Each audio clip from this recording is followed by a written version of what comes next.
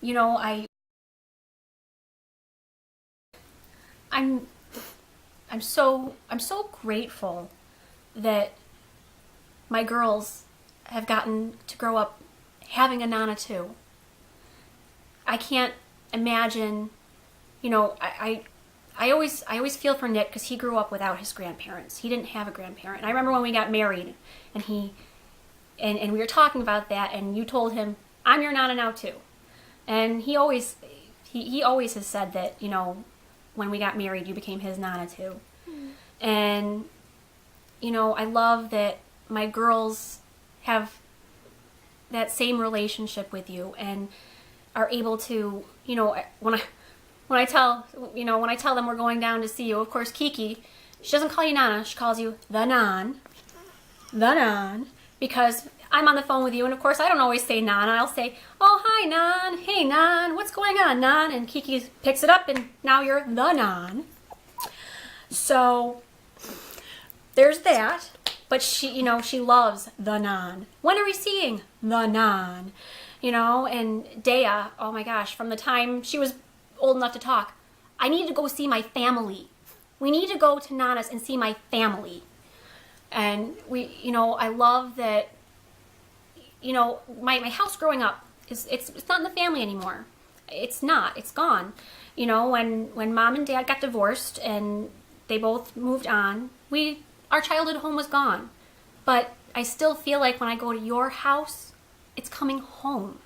Because that's such a part of my childhood. And I spent so much time there and there's so much love in that house. And I mean, I remember Christmas, you know, we had a Christmas where me and Dea went and spent the night at your house and woke up Christmas morning. And not only that, but I remember playing up in the closet in your house and trying on all your shoes, and I'm sure some of those shoes we messed up pretty badly, but I remember me and Katie and Jesse putting on the shoes and dressing up in your stuff and parading through the house like we were just, you know, the diva. And those memories are still there. Every time I walk into your house, that same smell and warmth just envelops me, like it's going back to my childhood and my home. And thank you for giving that to us. And, you know, I remember crying so many times into your shoulder, Nan. And I remember, and I still do sometimes, you know. I mean, there have been times that I've comforted you, and there's so many more times that you've comforted me, you know, through breakups, through fights with friends, fights with parents, fights with Jess, you know, just...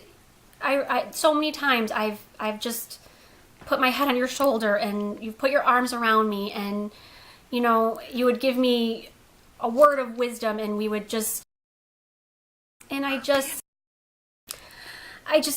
so thankful to God that you've been in my life and that we have each other and we have the relationship we have and that we're so close. And that's something that I could never replace. And I love you, Nan.